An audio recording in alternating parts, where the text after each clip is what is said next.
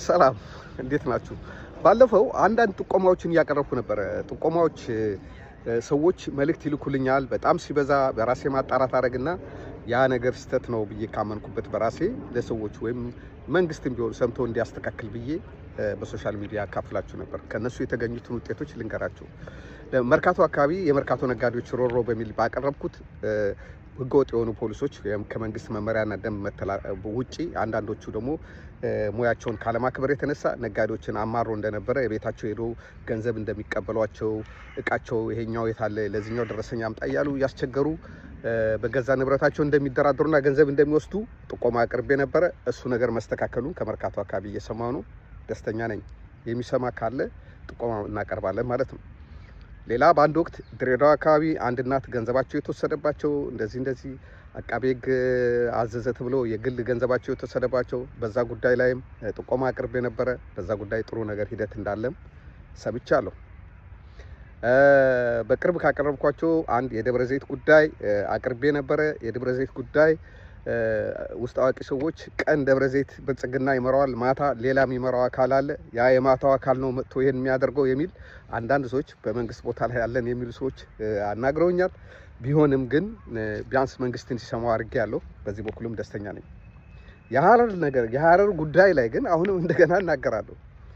የሀረር ከንቲባ መግለጫ ሰጥተዋል። ከዛ በኋላ ትምህርት ቤት አካባቢ ያሉትን ነው መጠጥ እንዳይሸጡ ያደረግናቸው እንደዚህ ምናምን የሚል ሰጥተዋል። ግን እኔ ያለኝ መረጃ ደግሞ ትምህርት ቤትም አካባቢ ያልሆኑትም መጠጥ ከፍሪጅ ውስጥ አውጡ እንደተባሉ 4-5 መጥቀስ ቢያስፈልግ የሚጠቀሱ ማስረጃዎች ማንሳት ይቻላል።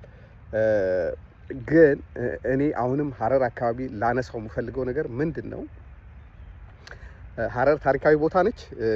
በብዙ ሰዎች በብዙ ኢትዮጵያውያን ልብ ያለች ቦታ ነች። ግን በዚህ አድባር የጦርነት ጊዜ ሀረር እንዴት እንደተረፈች አዲስ የተወለዳችሁ ሰዎች ካላወቃችሁ ትንሽ ለመናገር ፈልጌ ነው። እኔ የቅርብ ዘመድ የምለው ሰው ደንጎጎ ላይ ሀረርን ለመከላከል ሞቷል። ያ ሰውዬ ቢራ ይጠጣ ነበረ።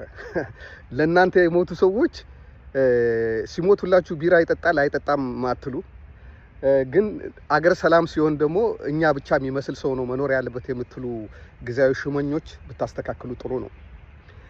ለሀረር ብዙ መስዋዕትነት ነው የተከፈለው። በዛ አካባቢ ያለው ህዝብ በደንብ ያውቃል።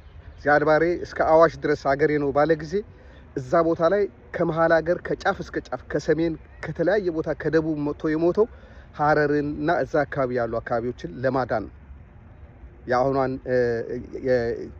ሌላ አካባቢ አሁን ጅጅጋ አካባቢ ሶማሊያ ክልል አካባቢ ብዙ እንደዚህ የከፋ ችግር ስላልሰማው ስለዛ ምንም አይደለም። ግን እነዚህ አካባቢዎችን ለማዳን ብዙ ሰው የመሀል ሀገር ሰው ሄዶ መስዋዕትነት ከፍሏል። እግሩ የተቆረጠ አለ፣ ብዙ ሰው ሞቷል። አይደለም የኛ ሀገር ሰው ኩባውያን የመናውያን ሄዶ ሞቷል እዛ ቦታ ላይ። ያ ቦታ ሁሉም ሰው ደም ያፈሰሰበት ነው፣ ደሙን ያፈሰሰበት ነው። ሀረር አገሬ ነው ባይል ኖሮ አንድ ሰው በሃይማኖት ምክንያት ወይም ደግሞ በአስተሳሰብ ምክንያት ወይም ደግሞ በባህል ምክንያት እጨቆናለሁ ብሎ ቢያስብ አንድ ሰው ሄዶ አይሞትም። እዛ መጥቶ የሚኖሩ ሰዎች የሞቱላችሁ ናቸው።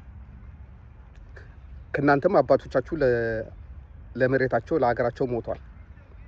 ነገር ግን የመጣውን ጠላት በጋራ በመተባበር ነው የተመለሰው። እኔ ያነሳሁት ደግሞ ከሃይማኖት አኳያ አይደለም፣ ከሰብአዊ መብትና ከህግ አኳያ ነው። ህገ መንግስቱ እስካልከለከለ ድረስ ሰዎች መብት አላቸው ነው።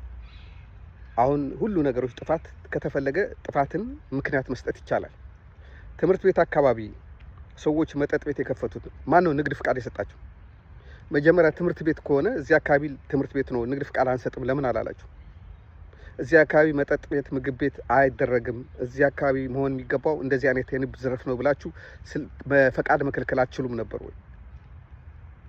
ትምህርት ቤቱ ከኋላ ከመጣስ በፊት የነበረ ከሆነስ ይህን ስራ መስራት ያለበት አካባቢ መስተዳድር አይደለም? ግን አሁን ትምህርት ቤት ብቻ ነው አይደለም ብላችሁ እና አንዳንድ ሰዎች በሀረር ምን አገባችሁ ሀረር የኛ ነው ይላሉ። እንዴ ኢትዮጵያ የምትባል ሀገር እስካለች ድረስ በአንድ መንግስት ስርዓት ውስጥ እስካለች ድረስ የትኛውም ጠረፍ ባለው አንዱ ኢትዮጵያዊ ያገባዋል። ስትወረራ ያገባንም ብለናል። ብታስተውሉ ጥሩ ነው። እና አንዳንድ ጥቆማዎች ስናቀርብ ምሰሙና የምታስተካክሉ ያላችሁ ለእናንተ ምስጋና አለን። የምታባብሱ ደግሞ በሰዎች ላይ ቀንበር የምታደርጉ ስቃይ የምትጨምሩ ሰዎች እኛ ደግሞ እንደገና መናገራችን አይቀርም። እና ጥቆማዎችን ሳቀርብ እኔ ከራሴ ስሜት ተነስቼ ሳይሆን የሰዎችን ችግር ከመግለጽ አኳያ ነው። እድሉ ስላለ እኔ ውጭ ሀገር ስለምኖር የመናገር መብት ስላለኝ በዛ ህዝቤን ማህበረሰቤን ለማገዝ የማደርገው ነው። ስላዳመጣችሁኝ አመሰግናለሁ። እግዚአብሔር ይስጥልኝ።